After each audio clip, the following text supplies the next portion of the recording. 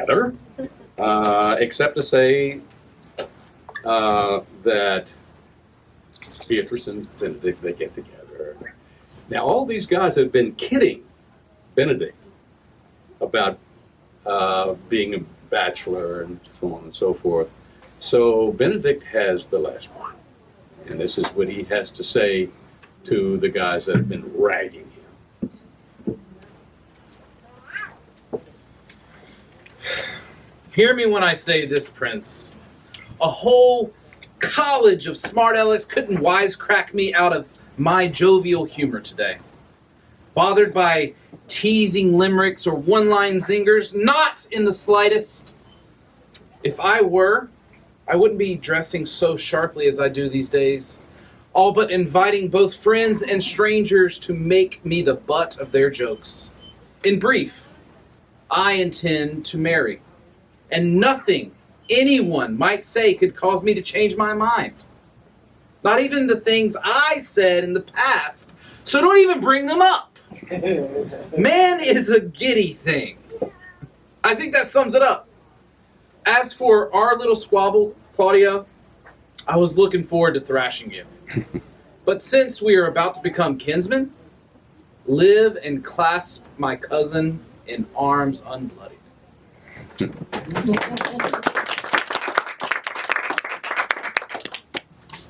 Okay, so I advertise you this little session here as how to put it, translating the antique and unveiling the antic. Okay. I have translated only comedies, except for one history that's sort of a comedy, despite. There's a lot of sacred ground, you know, to be or not to be, and so on and so forth. I wouldn't dare touch that.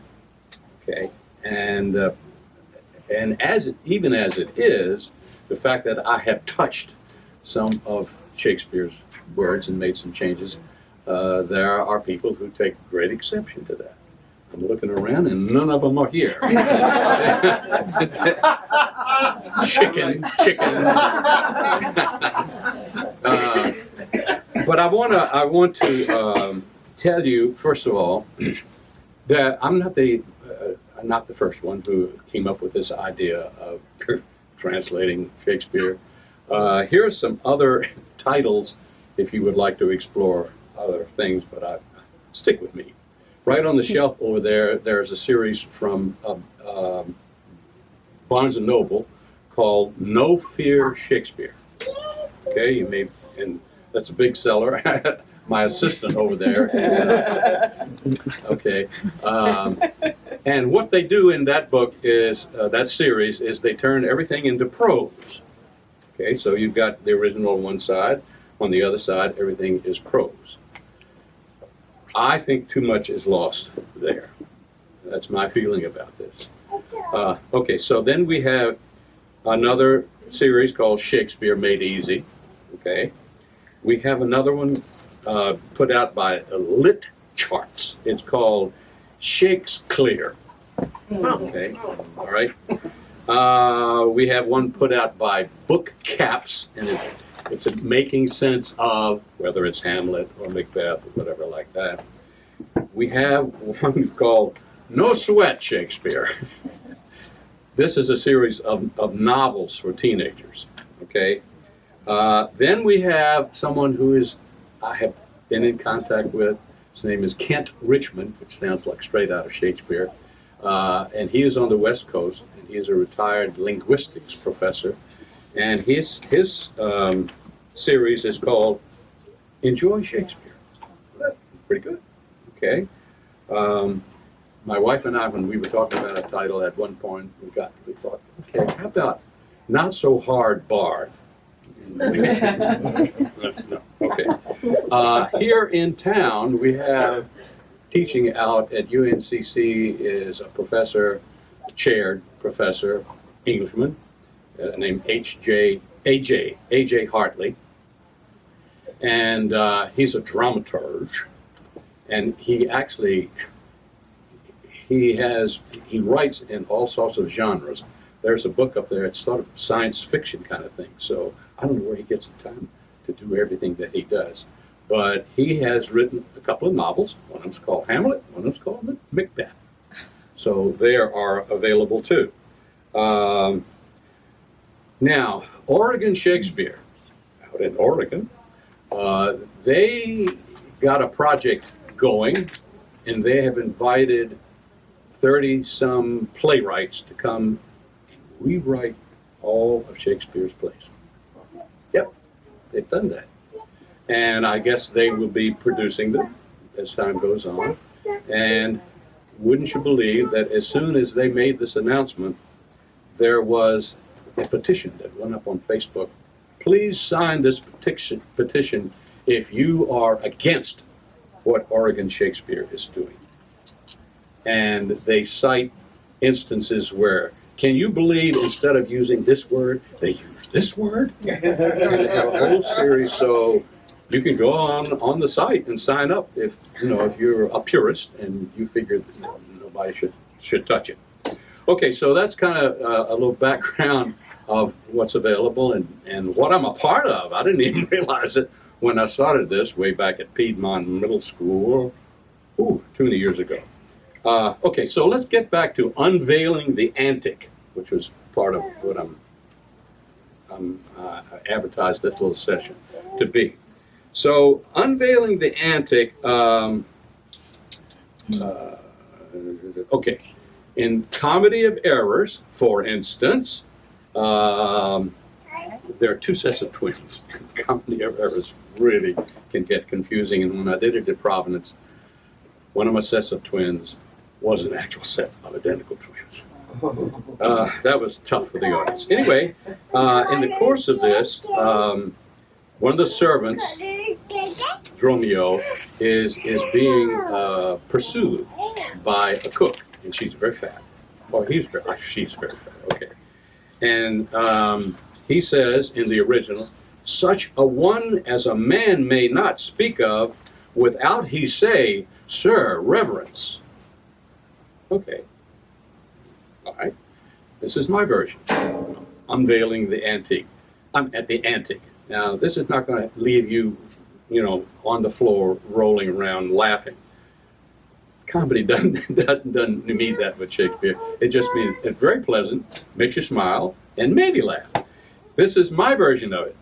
Oh, sir, before I'd even mention her, the children would have to leave the room. Okay. That's what Sir Reverence means. Okay. In Love's Labor's Lost. We got one child, so she won't know what we're saying here. The farm boy, Costard, he's been caught having a little roll in the hay with Jacqueminetta, and he's smoke screening with a lot of references to legal terms. And he's doing a little dance, and he's talking about terms he's using in manner and in form, and Shakespeare's audience may have understood in those days some of those legal terms. Not us. Okay, so what I came up with is Barone comments to Costard. He says, "Oh, so you were caught in flagrante delicto." Okay, flagrante delicto. Costard has no idea what he's saying, what he's referring to. He says, I grant you that I should be flogged, legs, back, even buttocks, but spare my delicto, please."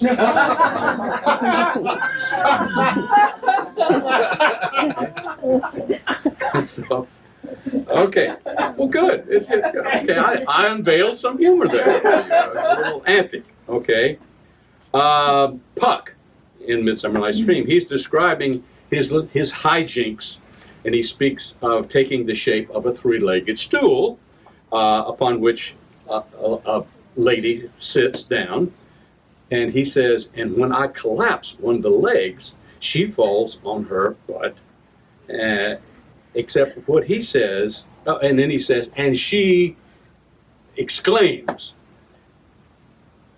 "Taylor!" Okay, what does that mean? So I've got her saying, I have her exclaim, "My arse!" Why not? Okay. So let's see if I got another one here for you. Oh, I kind of like this one. Okay. In As You Like It, there's a character called Jaques. He's the one that does the he's the one that does all the world's a stage. That's his speech. Anyway, Jaques is a morose, melancholy guy, and he and there's the clown, typical clown, Touchstone, in As You Like It. So Jaques comes upon a scene in which Touchstone is pretty much kind of seducing this little lady, Audrey, and so he listens, and Touchstone is saying he's trying to use some logic with her and saying, being beautiful and being chaste, what a waste. What a waste. I mean, you could be one or the other, but being both, it's like if you took honey and poured it on sugar.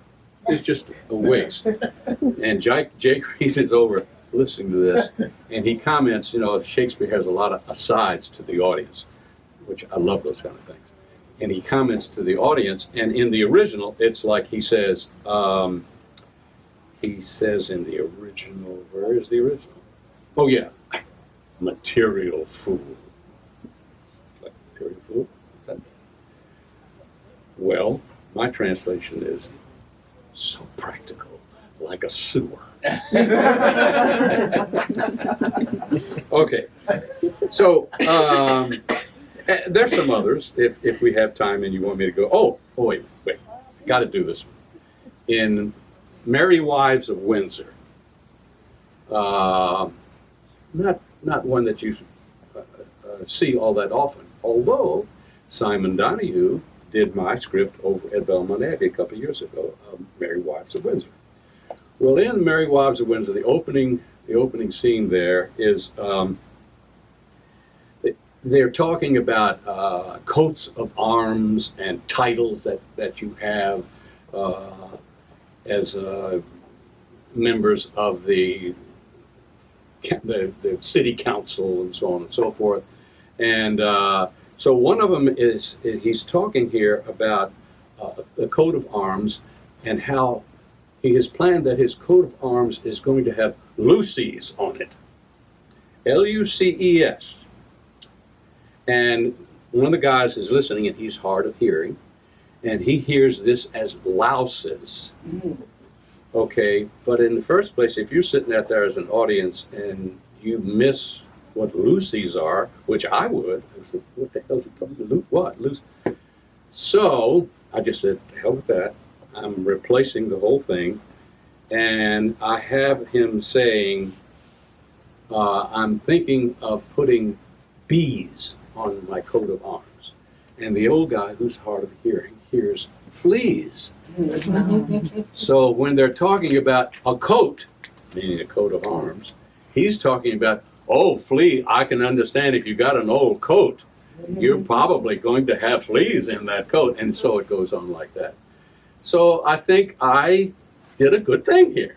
Matter of fact, I was sitting with the lady the other day, Sheila Proctor, who runs Speare here in town. I don't know if you've been to one of their productions. Anyway, we were talking, and she had gotten a copy of my Merry Wives of Windsor because she was thinking, maybe I'd like for my group to do this. So she read it.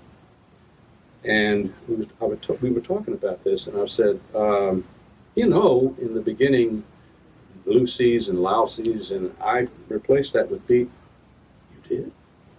I was just reading along. Oh, I thought that was just the regular script. I thought that was Shakespeare.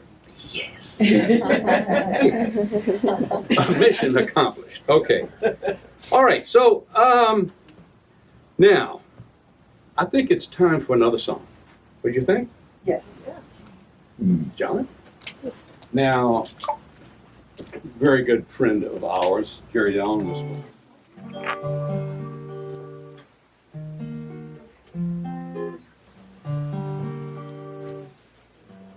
Pardon, goddess of the night, those that slew this maiden bright. For this cause with songs of woe, round about her tomb we go. Midnight, assist our moan, help us to sigh and groan. Burdened souls, each grave give up your ghost, till death be all our host. Burdened souls, burdened souls.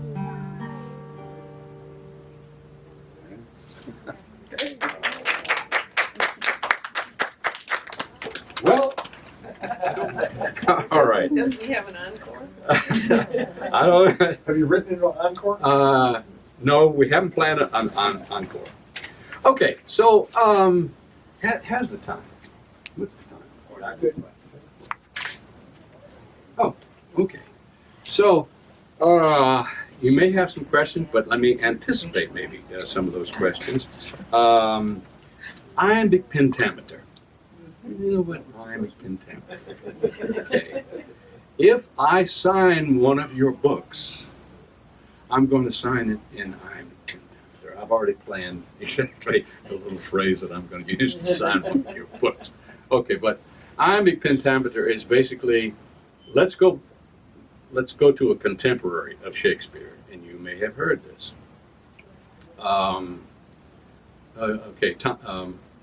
Christopher Marlowe.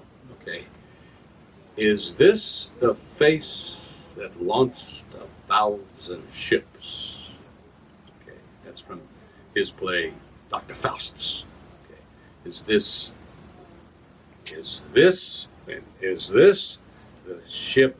No, it's shape. Is this the face that launched 1,000 ships? Oh, Emily! Hello. Come in. Okay. Emily is enjoying her days these days because she just retired as a professor from Queens College. But she was the Yay. executive producer of this production of The Tempest. Huh? What? Huh? Oh, when Jerry did it? I accessorized for you. Look at this. All right. Yes, Queens. the Arts and Queens. Yes. My dear friend Jerry That's what made Colbert. me late. I had to find the shirt. Yeah.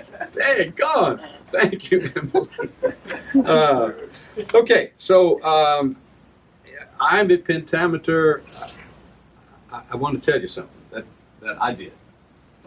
Bless my heart. And maybe if anybody is a purist, maybe Emily a little bit. I'm retired. I'm off duty. Okay, but I've done Midsummer Night's Dream. First of all, this is where it all started. Midsummer Night's Dream. When I was at Piedmont Middle many years ago, when I was there, it was like, okay, got a nice auditorium. We got a student body in middle school. That's kind of up there. What can we do? And I decided I've had some bad experiences with Shakespeare. We won't go into that. And I've struggled with Shakespeare, but I still think that it's good stuff, and kids need to be turned on to Shakespeare, because my experience, and maybe some of you all, was I was turned off to Shakespeare in the course of my education. And so we did a production there. And I thought, okay, I'm not going to dumb it down. These kids don't need that. But I am going to make it a little more accessible. And I did a production there. Then moved on to Providence High School, did a production there. In fact, did 2 productions there. Then my son-in-law, 2 years ago, did this script over at Audrey Kell. So in the course of that, I decided, I think we need, pardon me, Will, but we need a speech in the beginning that sort of orients the audience to what's going on. So I decided I would write a speech in iambic pentameter. And this is the way it goes. And when Theseus, coming back from the wars, has brought a captive, and the captive is Hippolyta, and she is one of the Amazons, and he is going to marry her. Right now she is in chains because she's captive. And he is going to make an announcement, and he's going to remove the chains. Okay, so he comes out, and everybody is gathered in the plaza, and he says, "Loyal Athenians, citizens, friends, our triumphs in time of war, you hail. Now boast with me a greater triumph still, peace. But the gods have wrought a further boon by means of savage clash and glut of blood. Today, the true victor is love. Cheer love, companion to and guardian of this peace. May all be conquered as I've been myself without bloodshed. And so, I am to wed. Cheer, cheer, cheer, cheer. Thus do I charge the news be spread abroad that by weeks in Hippolyta, this queen, our recent foe, but ne'er our foe again, shall take the title consort to your duke and royal duchess to our citizenry. All hail Hippolyta! There, okay. So this is where it goes. I triumphed in a time of war, all hail. Now boast with me a greater triumph still. Peace, but the gods have wrought a further boon by means of savage clash and glut of blood, and so on and so forth. So, stayed true to Shakespeare, and I created this little introductory thing. Now, it's not like Shakespeare. If you go to be or not to be, that is the question. Wait, that doesn't quite work. Well, he's not going to bore you, the audience, with the da da da da da da da da da. Like, oh. So he's going to vary it, and he varies it. So we've got an I am. That's why it's iambic pentameter. And I am is da da. A trochee is da da. So he's going to throw in a trochee every now and then just to kind of mix it up, make it more interesting, make the rhythm, a little more interesting. So you've got to be or not to be or not to be. That's a trochee. The quest. Well, what are you going to do with chun? So he also throws in a little extra syllable sometimes at the end. It's called a female ending. Sorry. It's called a female ending. So that's what you got. To be or not to be. That is the question. So in what I've done, whenever there is a passage of iambic pentameter, I've stuck with it. And that's what I think makes what I do different from those other titles that I mentioned. For instance, No Fear Shakespeare, which has... Could we see that once again? There we go. There's the evidence. So I've tried to maintain, because I just think that there's the value in having that language. When you have something that constrains you from just running at the mouth, it constrains you to make things compact, and you really pack a lot of stuff into a line if you have to follow some rules. I say there's always going to be something that's lost in translation. What I try to do is minimize that loss. They've got the family yoga puzzle. Someone might I say, think they might really like that. how do you, what do you think is lost Puzzle. when you do your scripts? What do you think is lost? Yeah. And I was thinking about that last night, and my answer is not much. There's a little maybe gravitas that may be lost because sometimes I'm bringing in not really street language or anything like that. I still think I retain some elegance in the language, eloquence, if you want, in the language. Some of the sentence structure, you may have a subject here and the verb is like way down here, or the verse. I've tried to put those a little closer together. There is some things that when you clarify, and that's what I'm trying to do, make things clearer, when you clarify some of the gaudiness that Shakespeare sort of subtly puts in there, all of a sudden it's right out in the open. So that could be a danger. When I was at Providence, I put on Comedy of Errors. And when in the Comedy of Errors, the wife has married one of the twins, and the other twin comes along, and she thinks, that's my husband. And that makes for some little double entendres and so on and so forth. And so it's like I'm doing this high school production, and my principal is out there. Fortunately, he said, "Oh, Shakespeare, that's fine." That was it. But there were a few moments, I would have to say, in the play when the kids had to. Like one of the servants jokes with one of the people outside the house there, and she says, "It's not that kind of a house." Okay, so I got by with a little bit of that. Okay, another thing that I like to do, and I think I've achieved it, is that when there are some rhymes in Shakespeare's day, some words rhymed that no longer rhyme.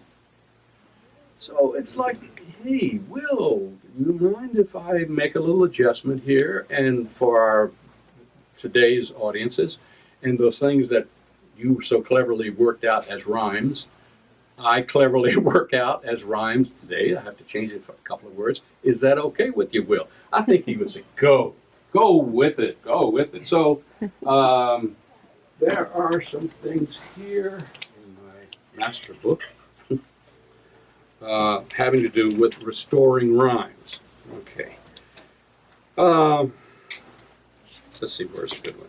Here's a good one. In the original, it goes like this. This is from Twelfth Night.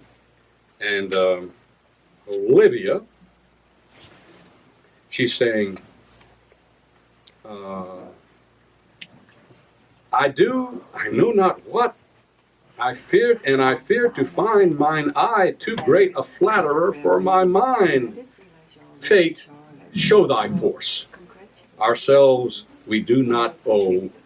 What is decreed must be, and be this so. Okay. So I figured, okay, what have I done? I've let my pleasured sight take charge, and bid my reasoning powers take flight. Fate, come, reveal the plot. We don't control it. Elsewhere the scroll was inked. Go on, unroll it. Clever. Okay, I like that. Okay, where's another good? All right. Yeah, particularly love and move.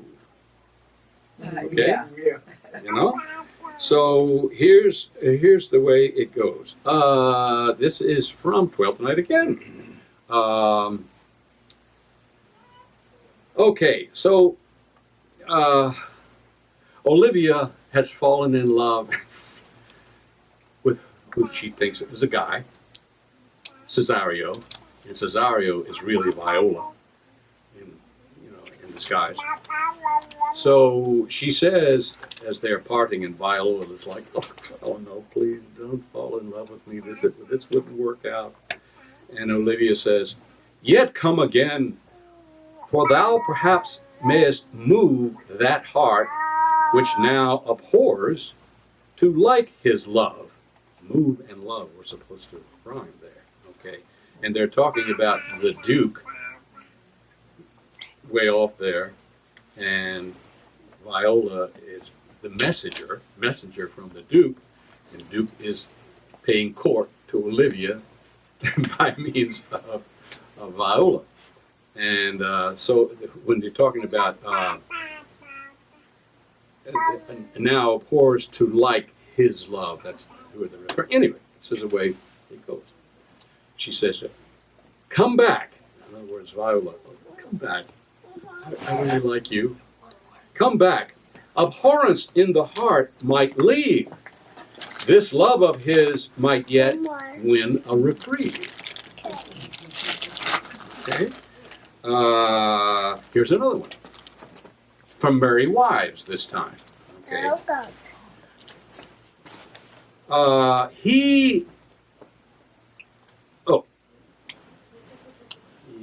Let's see if I don't need to set this up maybe. None but he shall have her, though 20,000 worthier come to crave her. Crave and have? Okay. So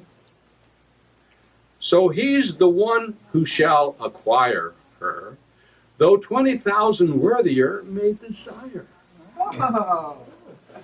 Okay. I've worked real hard on this one. Over 25 years I've been working on this. Okay. Now let's see what's coming up. What's coming up here? Now, I said one of the big things that I think I have accomplished here is there are no footnotes. And if you look in there, in that script, she picked up Love's Labor's Lost. She's in for something. There are no footnotes, with one exception. With one exception, and that is in Love's Labor's Lost. Love's Labor's Lost. Let me see if I actually have it. I don't want to fumble around here. But in Love's Labor's Lost, there's one guy in there who thinks he's such an intellectual and such a wordsmith. And they're discussing whether the deer that was killed was a 3-year-old or a 4-year-old or a 5-year-old or a 6-year-old. And there are terms for that, a sorrel and a sore, and I think there's some other term. And he makes up this big poem, he's so proud of himself, in which he distinguishes between the sore and the sorrel and the whatever like that. Well, I didn't know what to do with that. I just didn't know what to do with that. I had to keep the terms sore and sorrel. So over on the side, I say a sore is a 3-year and a sore. So I violated my guideline by putting a footnote. Except it's not on the footnote; it's on the side. See, it's not a footnote. Okay. So, but there are no footnotes. If whatever information is critical in the footnotes, I've incorporated it into the script itself. So there's one of these series. I think they've discontinued because it wasn't a seller, but it was called Shakespeare on the Double. That was another series. I kind of like that, Shakespeare on the Double, because it's kind of what I had in mind with my series. Is that I wanted someone like Anne, who is very well educated, but maybe somewhere along the line, she kind of feels like I'm an education prep. But I couldn't have a really good conversation about Shakespeare. I was turned off by Shakespeare, and at this point in my life, I just don't have the time. I'm a busy businessman, or however you've been. She's a yoga person, so I'm so busy with my yoga that I just haven't got time to become a student. So I would like to be able to pick up something like No Fear Shakespeare, and just on the double go through and review and get it down. And so at a cocktail party, I can have a conversation with someone about a particular Shakespeare play. So that was my idea, that someone was, but they didn't want it all to be just prose. They wanted something that still retained some of the good stuff. So that's what my scripts are. They don't have the original. As No Fear Shakespeare has the original one facing page. I thought there's no need for that. You pick it up. You want some momentum. You don't have to footnotes. You don't really have to go back and forth. You start reading it. It's like ha ha ha oh you get from the beginning to the end, and there it is. And you feel like, now I can go to that cocktail party and now I can have that conversation. And it was kind of painless for me. So I violated that little rule I had for myself, because I do have one script, and you'll see on that sheet, all's well that ends well. I have put the original text. So if you would want to purchase one and you want to be able to kind of look back and forth, that would be the one that you would purchase. If you purchase one of each of the 11 that are available, it would cost you $83.